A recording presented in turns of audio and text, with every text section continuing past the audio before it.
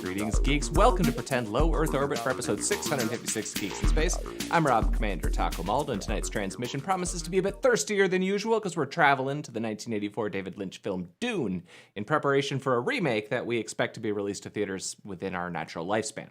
But as you know, I would not dare venture forth onto the surface of Arrakis without three companions guaranteed to pull at your heart plugs. I have Nate Ostendorp. Fear is the mind killer. Chris DeBona. Fear is a little death. And Rob Roseboom. I wonder, will we all whisper our inner thoughts throughout this movie? Like everyone does in the...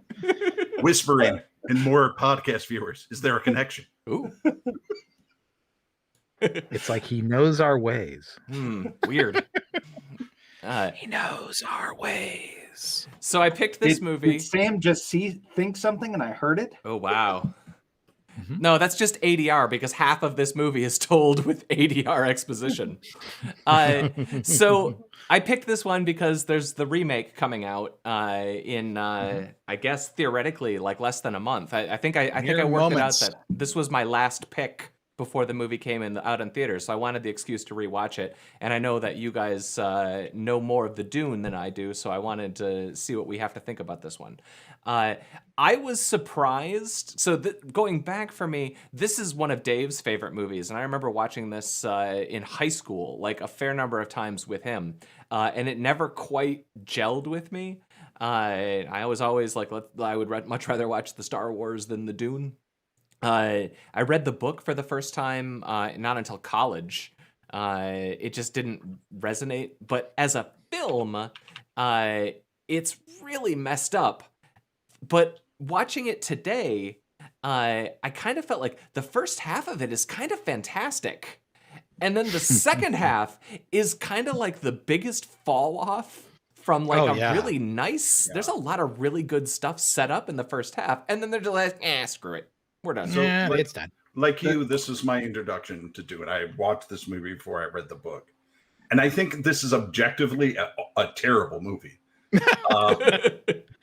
But there's something about it that speaks to me. I love parts of this movie. And it is Dune for me, you know. Even though lots of it doesn't go along with the book, this is just, you know, I have a love-hate relationship with this movie. But I can't imagine showing this to anybody who you would want to be interested in Dune and getting them interested in it. It's so convoluted and weird. I was struck by how old this movie looks, even for its time. Yeah. Like there are parts of this movie which look like a 60s sort of drama epic, like a Spartacus, like a Ben-Hur era. Yeah, like I mean, it's really the staging and the pacing is like really, I think, you know, like old school. What was the one? And then it's like what Rob says. They rush it so much at the end. No, at the end, they're just like, oh yeah, here's the back half of the book. Here's all the stories in a montage. And then, you know, we're going to summarize the end. And then you'd be bored by all that fighting. Yeah. It's expensive. The one that I was thinking about a little bit with is the Black Hole. Just because that's another movie where it feels like it's a really old production that's trying to be modern, and this is different because it's got a nice scoop of that David Lynch weirdness mixed into it, but also it's got all the weird 80s problems, like the really at some points really distracting matting and comping, and then some of the best set design and some of the best costumes and some of the best makeup and some really cool monsters. So what's really interesting about that is the Black Hole and Dune, this version of Dune, have only 2 people in common. Krull, it's like 13, but like there's just 2 special effects dudes who worked on both. So the spice extends life. The spice expands consciousness. Why did they fade her out? and fade her back in. It didn't make any sense to me then. Yeah. It still doesn't make sense to me. Right. Is she trying to like imply she's traveling through space and time and stuff? And I'm like, she's expanding her dude, consciousness. leave the pretty girl on screen to give all that exposition. Fine. Right. Okay, well, don't fade her out. You got 3 minutes of explanation to do here. Right? Yeah, something to look at. And remember, Virginia Madsen for me when I was growing up, I'm like, wow, That's your jam. she's my jam. I really like a lot of the graphics in this. I loved these planet graphics. Vertical scan lines. Not Yep. something you see very often. Interesting. It's lenticular feeling. Mm-hmm. The fonts that are used here are just different. They're very modern. Yeah, it's not, what you'd expect. Like, this is what we're saying, I think. Like, this movie exists at a weird nexus between old and new. This is I don't know, this is good stuff sometimes. I think this set is extraordinarily cool, and I kept getting flashbacks of Fifth Element throughout all of these scenes, like the golds and the sort of luxurious, overly designed costumes. There's reference there. The sets of all the houses are really like well done. Like you can just see visually, what that house is all about by their set design. Look at that lion in the background. Somebody spent a really long time carving that really wild lion for this set. I mean, and the costume designs, I mean, the decisions to the headdress that she's got going on. I mean, man, it is clear that people cared. What's really interesting is that the people who worked on this movie also worked on Prometheus and The Fifth Element. There was 3 people who worked on all 3. It's really something, and you can see it. Like there's that moment in Prometheus. Actually, later on in this movie, they have like the enormous Harkonnen head with the mouth, and it's like basically a smokestack. I'm like, that was straight out of Brazil. That was straight out of Prometheus and The Fifth Element. That's like, wow. Well, I mean, even like these dudes' costume designs. This looks like it could be straight out of a Terry Gilliam thing. Yeah, this is very Gilliam. Yeah. I love these dudes' outfits, and I love the translator that they hold. That is so badass. And this is totally where they get a lot of design from another movie we watched, the Cult of the Blind in the City of Lost Children. Sure. Yeah. Like these guys are dressed exactly like them. Yeah. Any Jezreth witch must leave. Leave us. I just wrote with her, I think she's the worst concubine he could have possibly have chosen. Right. She's a psychic, like, Yeah. maybe not a concubine, but pretty nice to have on staff. Yeah. So here's the guild navigator, and this is not at all how they're described in the book. No, like, they're but more like creatures from the Black Lagoon, sort of in the book, slightly fishy. Yep, and they're like tall and have webbed fingers and toes. But I did feel like this is very David Lynch. Yeah, like just the gory-ish monster with the weird anus nose. I think these guys are awesome. And I do like that he comes in on basically like a train car. I like that, that like, oh, you're going to have an audience with this guy. Well, we'll roll the train car into your palace throne room. Yep, your throne room. Yeah. So my question for you guys was in the book, I don't remember. So the Fremen and the people who are around the Spice Melange, their eyes turn blue. And then as they become a navigator and transform into the weird monster here, their eyes go gray, or do they retain their original eye color? Like, is there any discussion about that in the books? They're like a different race altogether. They're not Fremen. No. They actually get this way because they literally live inside a soup of spice and air. So weird. Their whole bodies transform. Okay. Nate? Oh, so the I just noticed this for the first time on this watching, and that is the panel that says "Law is the ultimate science," which apparently is a quote from the book. I looked it up from like the lore, but I thought that was kind of a nice inclusion there. So here's our 11 minutes in. We get to meet Paul. He doesn't need any pie in this movie, so it's weird. He's got a stack of basically like iPads that have 4 buttons on them. And this sample, I think, was on a full 10% of all techno tracks in the early 90s. Worms attack all rhythmic vibrations. It's true. Yep, just cut that up, put that on a doctor sample, play that in your The system jams. is down. The system is down.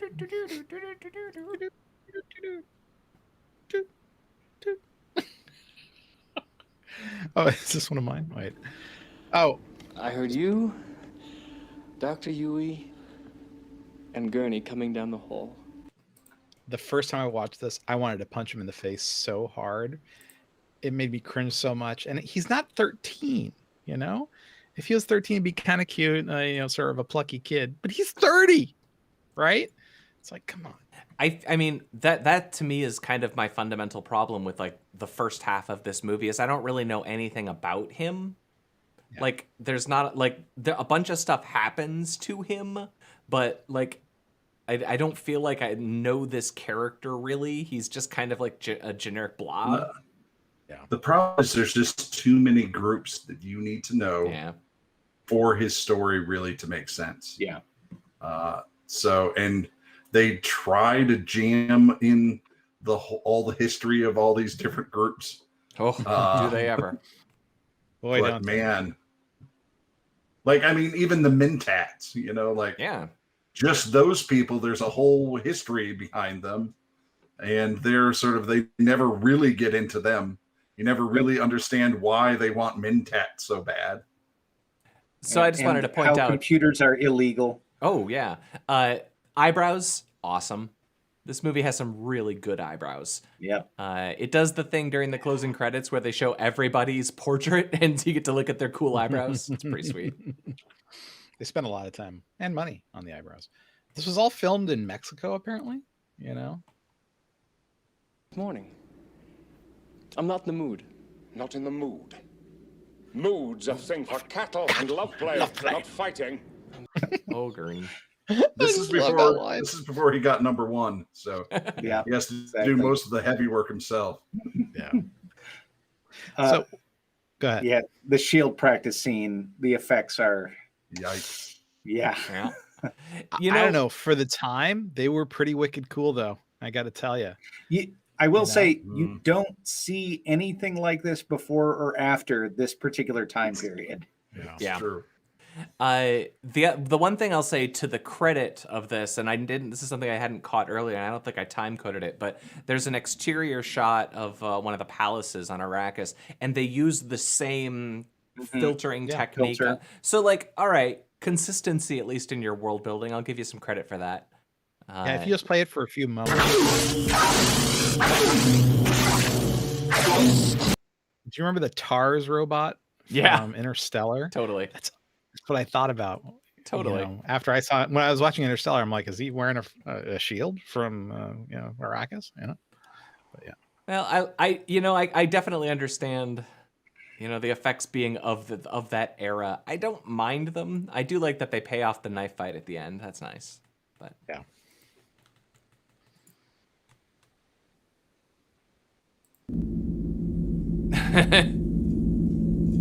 Yeah, I like the battle droid there. Yeah.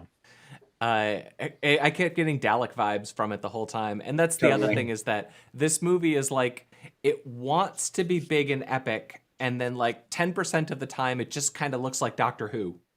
And it wobbles because of that.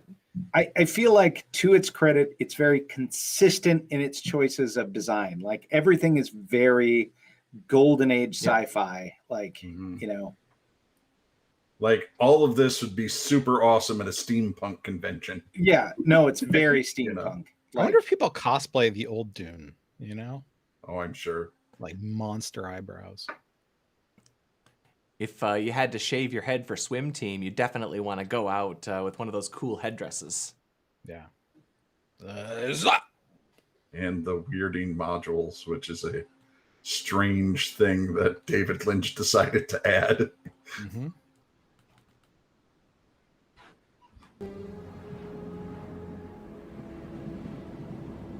The sleeper must awaken. The sleeper must awaken. That's all. Oh. We had to have that. Oh, for sure. Yeah, it does. And later on, Father! The sleeper! The sleeper must... Oh my God! And it always like that scene in the IT crowd where Matt Berry comes out and the door slams open and he goes, Father! And I just hear it. You just wonder how many times he's yelled that at him when he's like has to go and get the bus for school. Yeah, right. You know, stuff like that. Like, come on, I'm running late. The sleeper must awaken.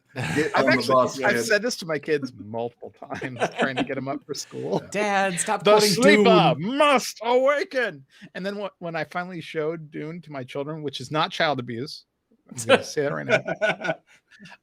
You know, they're like, "Is that where you got that damn thing?" And I'm like, "Yeah." You know, come on. Right? Haven't you yet discovered that your dad is basically just a wad of quotes from things from the 80s that he occasionally regurgitates? That's the thing about this Geeks in Space movie night. I'm just like, oh, that's where I got that. Yeah. That's where I got it. Yeah. So many of those. So the thing I mentioned about this is, you remember the umbrella drones from, you know, that they would have under the rain? Where's hers? She doesn't get one? No. Concubine of the king, you know? Doesn't get the umbrella.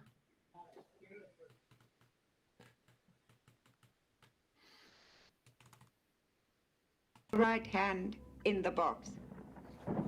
What's in the box? No, don't do that. What's That's a in bad the idea. box? Box. What's in the box? What's in the Pain. box? What? Pain. Oh, okay. I'll put my hand All in right, there. cool. Sure, you seem like a trustworthy lady.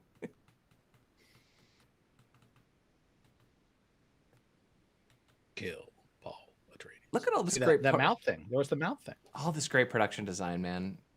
Yeah. And look at those eyebrows. Play a little bit of this. Alone I set my mind in motion. It is by the juice of Safu that thoughts acquire speed, the lips acquire stains, the stains become a warning. It is by will alone I set my mind in motion. This little mentat prayer. Yeah, and that's all you get to explain that, you know, they take the solution that allows their brains to work super fast and their lips are constantly stained and it makes their eyebrows grow like crazy. Yeah. Hope you figured it out. That's so gross. I will say this is how I think of Baron Harkonnen. Like, you know, there are things in this movie that are okay. There are things in this movie that are not great. But like, Baron Harkonnen is this guy. For sure. For sure. For sure. And in the book, he's more like Kingpin, sort of, who's been crippled. I'm pretty amazed by everything connected to like all of the Harkonnen stuff. Like, I think that's some of the most effective stuff in this movie. I'm a little questionable about Sting, but you know, all right, little stunt casting. Yeah, I mean,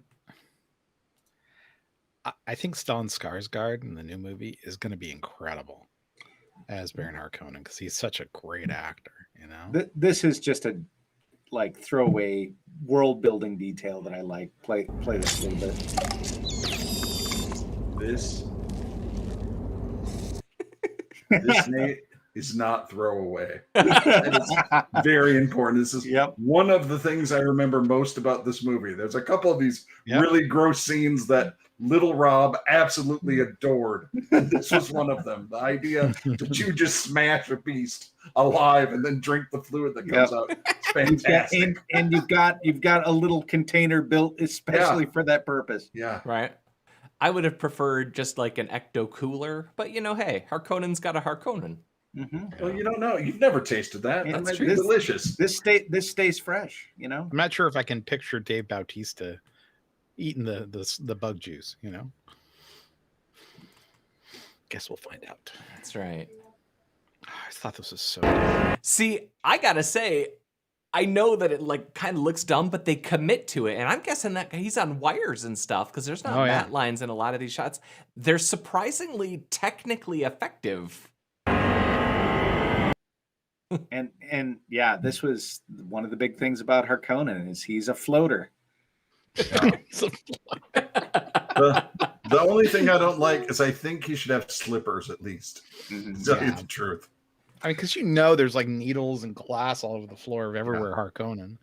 And it's basically San Francisco, right? In the book, they go a bit more into Harkonnen's sort of predatory pedophilia type stuff. This is sort of a nod to that, but it does introduce the heart plug, which is one of my favorite details about the Harkonnen house. Like everyone gets a heart plug and it's your kill switch. Like you're no longer needed, you know, bloop.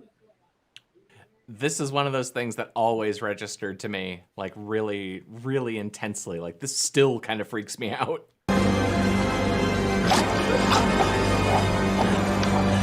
Oh.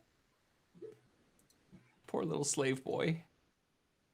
Wow, it's just awful. They're mean, those Harkonnens. I know, they're the bad guys, it turns out. Yeah. So, Nate, say what you're going to say about this, but then 6 seconds later, no, thing. I'm totally with you. But like, it is hard for me to believe this was made like 6 years after the original Star Wars. Yeah. And like, this looks rough. like, yeah, looks like crap. Looks like crap. But the thing I loved about all the space effects and all the rest, if you go to 27 seconds, go to 38:27. Let it play for like a second. That's cool. That is awesome. Like that is a great detail, store for is sure. the indexed space door of all space stores. Yep, you gilded your Death Star door. Cool. Man, that's a cool spaceship. Yep. No, same.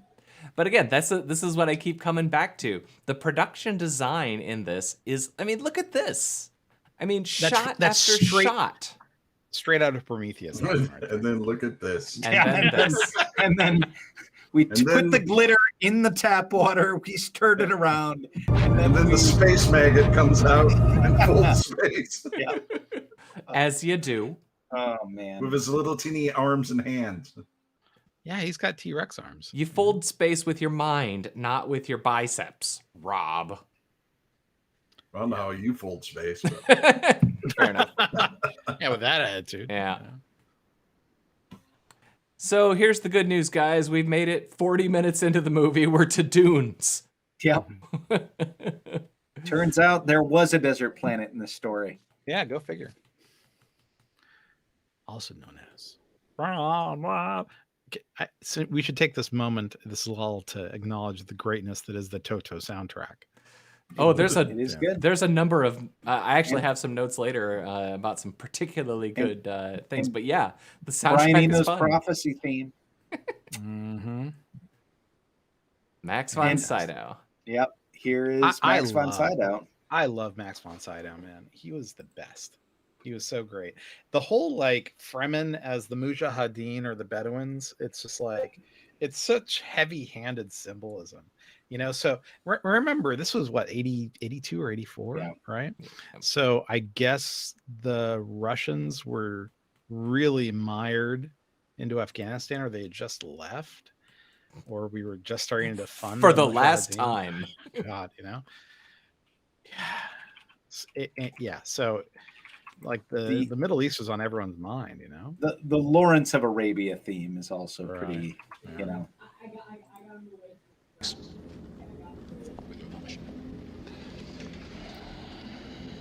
You've worn a still suit before. No. Your suit is fitted desert fashion. Who told you how to do that? No one. It seemed the proper way. He knows what and he's then doing. we get a little bit of whispering. A prophecy. That it is. He shall know your ways. He shall know your ways. I've always loved this scene. Turns out a lot of people put their legs in the armholes. Yep. Still suits the first time. You have never worn a still suit, have you? You didn't put the nose thing in your butt. That's remarkable. Button your crotch. you. That's a button fly. Almost everyone screws that up the first time.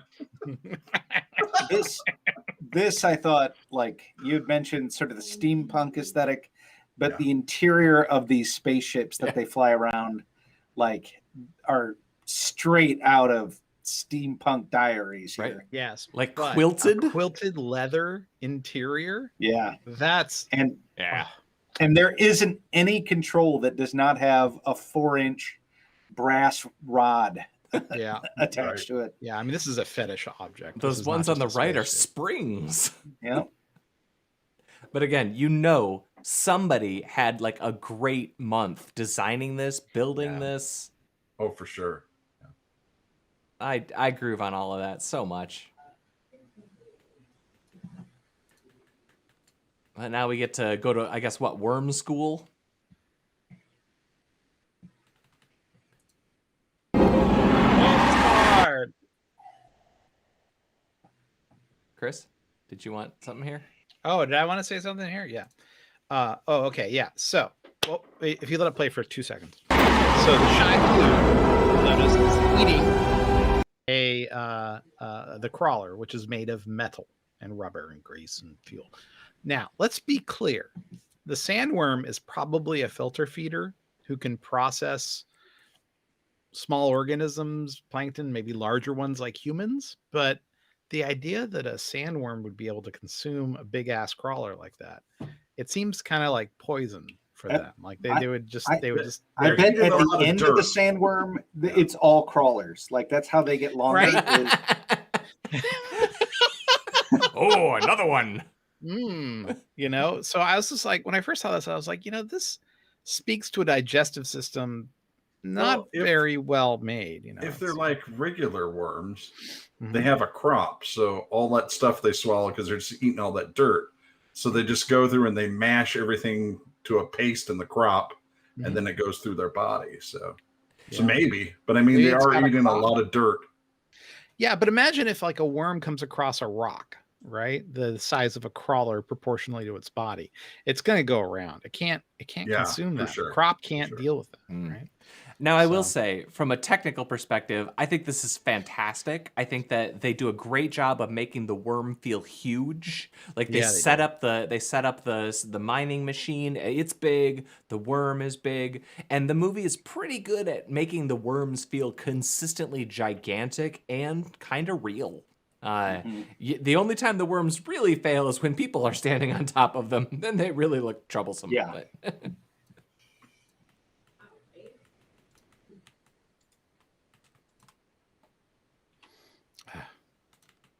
Shut up, Mapes. There's the imperial conditioning. Assurance of trust. Like, I get it. You gotta explain why we trusted this guy and we didn't think he was the traitor. But like, we didn't get a chance to hear her whisper yet. Yeah.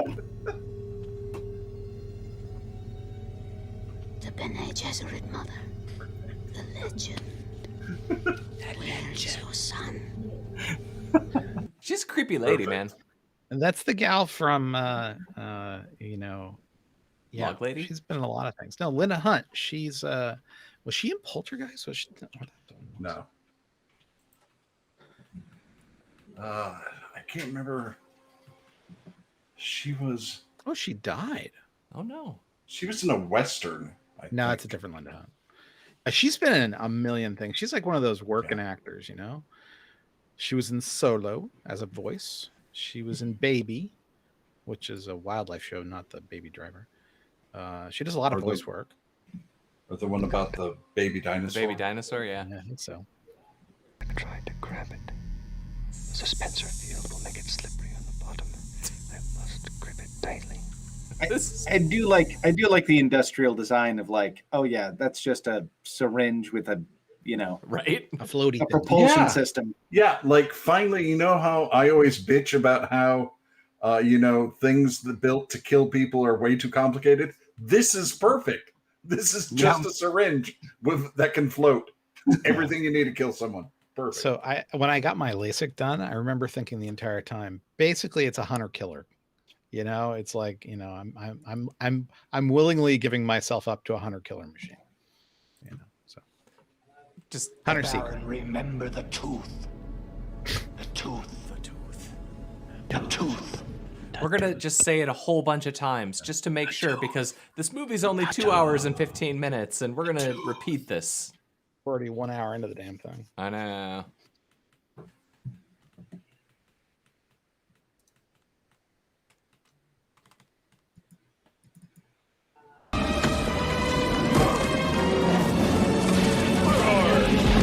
The Sanukar. They also should do like the Intel dance when they're done with that. Boo boo boo boo. Oh, man. Get a little more of our weird armor. Oh, we missed the one with Thurfer. Thurfer. Give me a time code, man. 10027. What a blast he's having there.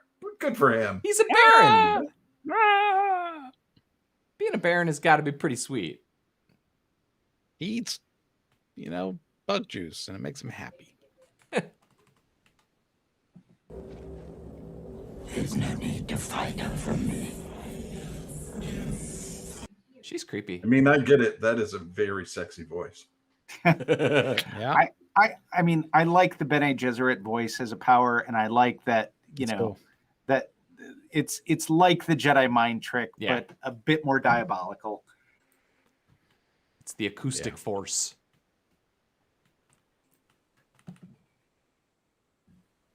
I'm alive, huh? I'm alive!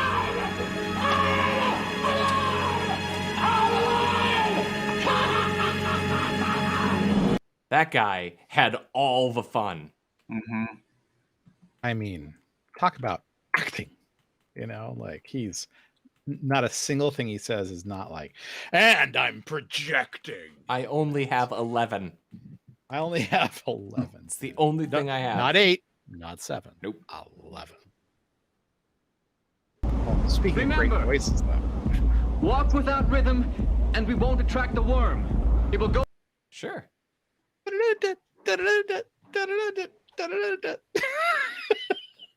Techno. It's a techno.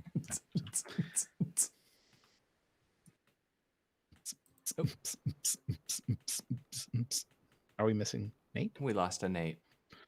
Okay. Oh, and I love Stilgar's voice. It's just so great. What do you call the mouse shadow in the second moon? We call that one Muad'Dib. Ooh, whoa. That's so cool. Every time he says anything, he could be basically reading a recipe, and I'd be like, "Wow, that guy knows how to talk." Yep, you're named after a desert rat, kid. Cool. Yeah. Just a little family bonding going on.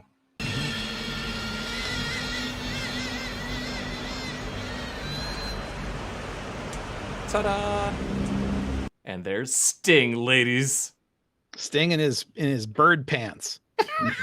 It bothers me. His dark elf briefs. It bothers me a lot that they like stick out beyond his waist. Like that's just not. You can't put pants over that. Yeah. Oh, he's not putting pants over that. Come on. When was the last time Sting wore pants? In the 80s? Please. People paid to have him not wear pants. Whoa. And look at the sheen on him. He oiled himself up for this. He's got crazy eyes. He's got it really nailed down, So now we get to like a bunch of shots like this, and there's a bunch of these, and I actually kind of really like they've got a lot of people. They're on an actual chunk of desert. Yeah, it's color coded a whole bunch, color corrected to make it orange, but our Reverend Mother is too there's some old. really neat shots. She has been calling through space and time for you. Yeah, they're good shots. They really are. It's just funny how there's the Prometheus mouth. There you go. Oh, but first I just wanted to. Here's a particular piece of David Lynch weirdness. Yeah. It's like, yep, you're really doing it, man. But at least that is in the book. Yeah, for sure. You know, so. And remember that the water of life is basically vomit from the worm. Yeah, it's worm bile. Worm bile. So. Oh, I adore this. This is another thing that stuck out for me as a kid. Poor kitty, you know, they never exactly explain how he has to milk the cat to get the medicine he needs. But you know, it's not, the process is not nice. It's not. Well, you know, anything with nipples you can milk. The cat doesn't like it. The cat does not consent. Oh, my cat would shred me to pieces if I tried any of this crap. But come on, man. Look at these eyebrows. It's so great. You missed something. Did we? Maybe not. You wish to live. It's not important. A poison has been introduced into your body through Fahawas. By milking this smooth little cat's body, you receive your antidote. Why is there a cat and a mouse? Is the mouse for the cat to eat? No, it's got to be like some hormone either produced by the cat or the rat because they're natural enemies. At least that's what I thought as a kid. Because I thought very hard about what exactly process. And either they shaved the cat or it's one of those hairless cats with just like a... I just hate I assume it's a hairless cat. Thing. It's so mean. I can't imagine shaving a cat. Those Harkonnens are mean. They're not nice. But you have to admit, this is a pretty cool mod case. Right. Today on Gamers Nexus, what's the ventilation of the cat carrier? I'm really sick of all those neon lights and all that bullshit. I mean, throw a skinned cat and a rat duct tape together inside. Now you're talking. I really like my cat. That power supply ain't gonna explode. So one of several scenes now where, hey Nate, where Paul has to preach to his peeps. Yeah. While surrounded by obelisks.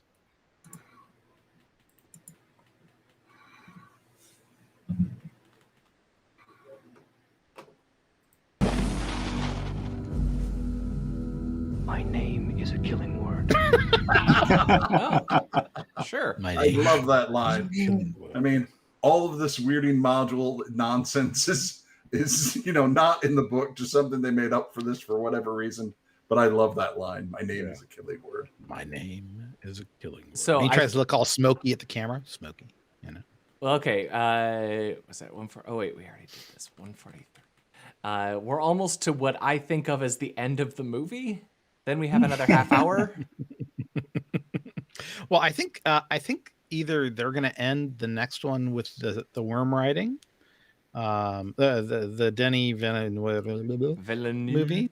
I don't know. Yeah, I think they're going to end with the worm riding, or when he meets the Fremen. It's when he meets the Fremen. He meets the Fremen and sees the water, and that's when they end the movie. So they're really not going to have any of the coolest stuff. they don't ride, and they're saying they don't ride the worms. What?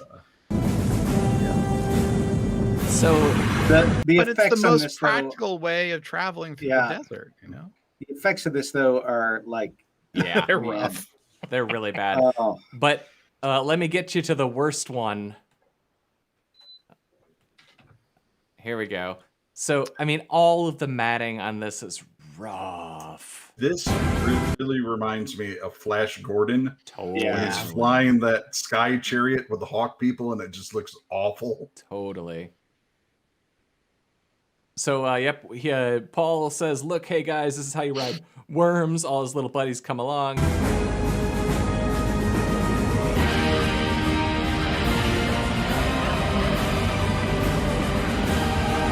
They love that guitar music and the weird cutting out of their hair.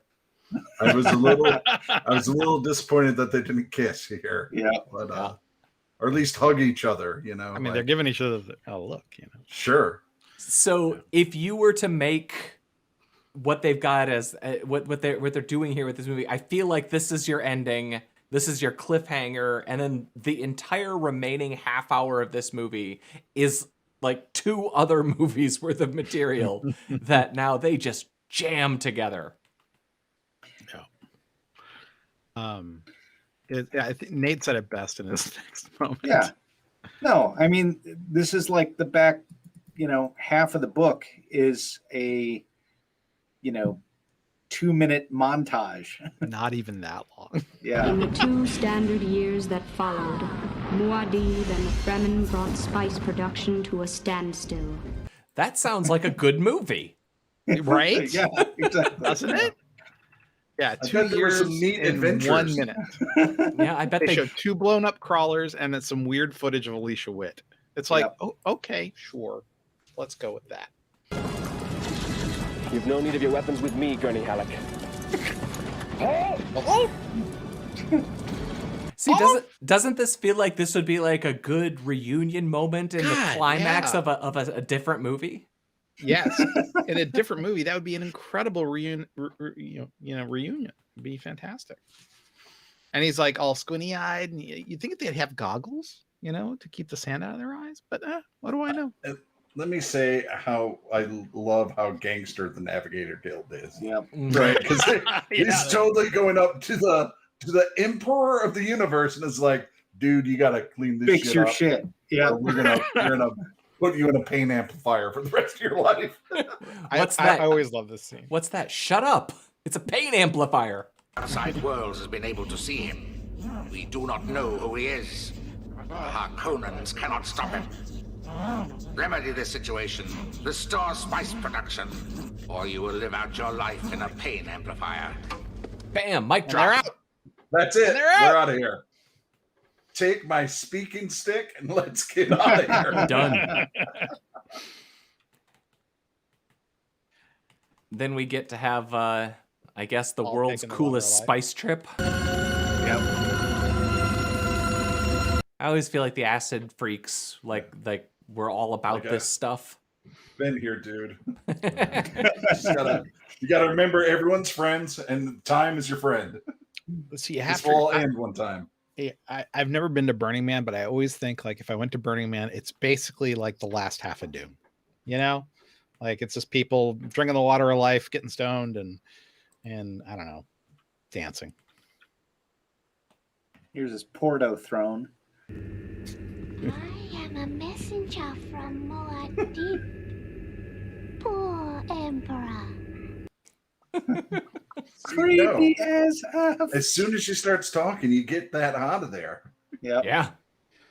So I gotta say, this kid, Alicia Witt, effective. I assume that's not her voice. I assume that's a dubbed voice. She said that it wasn't. But even the the inflections and everything, like the dirty looks, like that's scary, man. Yeah. Yeah, she was super creepy, and she was 3 when this was filmed or something? 4? No, she was born in 1975, so she's maybe 8. 7. Okay. Power will be useless. On Arrakis, it's desert power. Thank God, more whispering. Yeah. There was way too much action. I love their atomic proof suits. Mm-hmm. If you can go back 1 second and just get that on screen, they're fantastic. Yeah. I'm like, look at these ridiculous, what are these, bed cushions? These can absorb 7 roentgens. We go to Chernobyl. We go to Chernobyl. I mean, this is what you wear when you spray for termites. Right? Come on, David, hurry up. Just pick a costume. We got to shoot the scene. Yeah.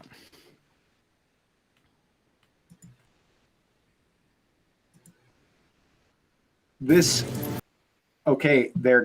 going to war and they get on their battle station snowmobiles or whatever. Quickly to the tactical calliope. What the hell is this thing? Right? And if it stops rotating, are they done? Is that it? Yeah. You better hope that thing doesn't stop spinning. But I'm glad the Emperor gets right in there with him, and he's he's using his video game skills. He's hands-on, Yep. He's played a lot of Frogger. He's probably pretty good at this. You remember the arcade game Battlezone, right? Where you would go up to a little thing and Well, if you look in a few of the shots, I don't know but like the screens that they're looking at are literally just horizontal lights. Yep. I mean, there's not a screen in there. It's just lights. Well, it's acting, Rob. You never see his. I like to think that there's like a racing motorcycle in his, like some motocross game. He's just playing Excite Bike. Yeah, Turbo Rider. Man, there's some bad matting there too. The only thing I wanted, so they do this really nice transition through the light thing out to the worms. It's like these wacky camera angles. Go ahead.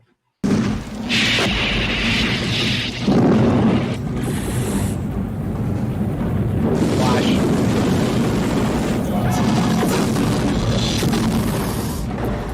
Yeah, here we go. So now he looks through his light bulb. Wasn't that a nice transition? Right? But why are the scan lines horizontal and not vertical like their other technology? Well, that's inconsistent world building. It is inconsistent. But I would also point out, for this being the big, massive monster fight scene, it's so poorly done. Yeah. You're like, this is just garbage. It's literal garbage on the screen. I can't believe they wasted all these people's time and special effects, and they came up with this. It's kind of boring, right? It's boring. Yeah. You can't follow. You don't care about any of them. You're like, okay. I guess there's Sodicard terror troops. Film a scene like that, you have to break it down into like little groups and show the struggle of each little group, and then you can show the progress of everyone as a whole. And they go back to those little shooty guns, like for a solid 30 seconds. You're like, I don't care about the shooty guns. What are they shooting at? Who's firing them? It's like, come on. Why? Come to me, Baron.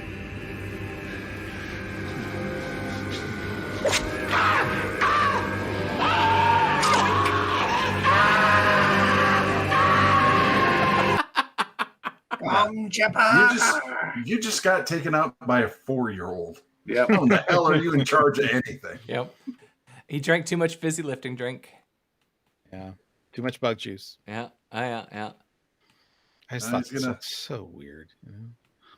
Oh wait, leak out, poison, spin out of control, and get eaten by a worm. Yep, they blow the door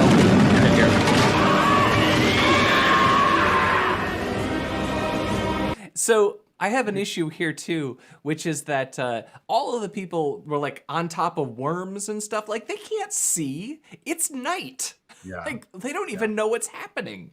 Like they're not. Maybe they're communicating through psychic spice link. Now, I always thought it would be awesome if when he flew out, he just accidentally got hit by an ornithopter before he got inside a worm.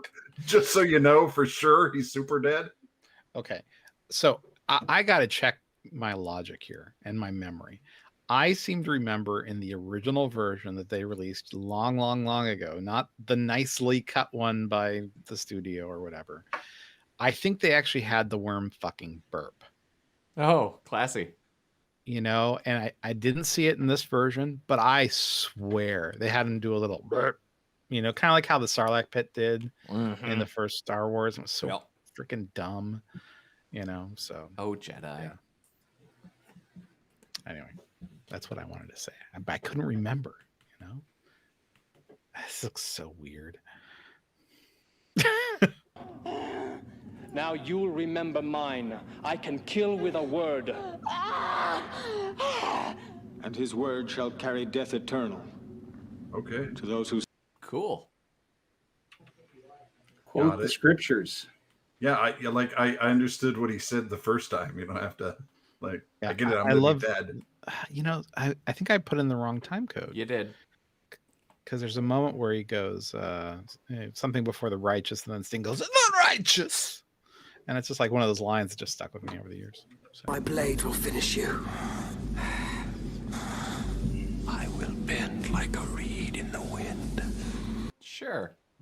So what's funny here is play it for a little bit longer, and he'll do this tumble, and then the look on the Baron's face is hilarious.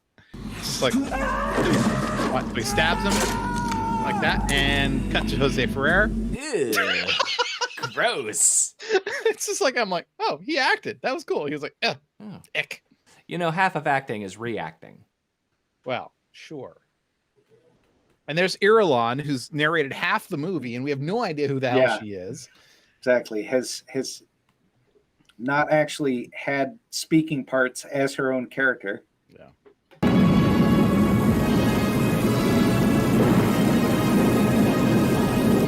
how can this be? For he is the Kwisatz Haderach. And then there's Rain on Dune. Yeah, because he's Jesus. He's Battle Jesus. Yep. He's Battle Jesus. He's Tatooine Jesus. Yeah.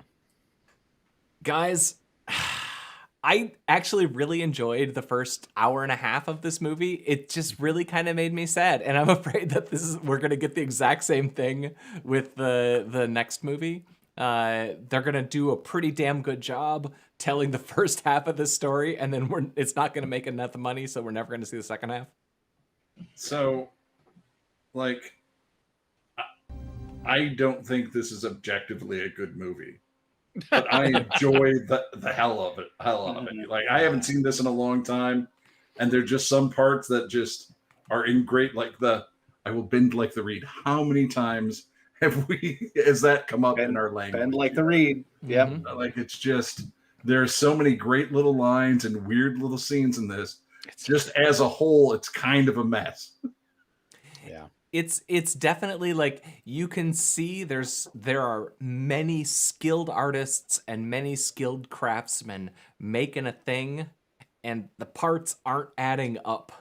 But I would have loved to have seen like a second half of this that was like told a story, I guess, instead of just a montage. And then you have the sci-fi channel versions, which are much truer to the book, but are just Are they any garbage. good? I never watched them. I just couldn't bring myself to watch them.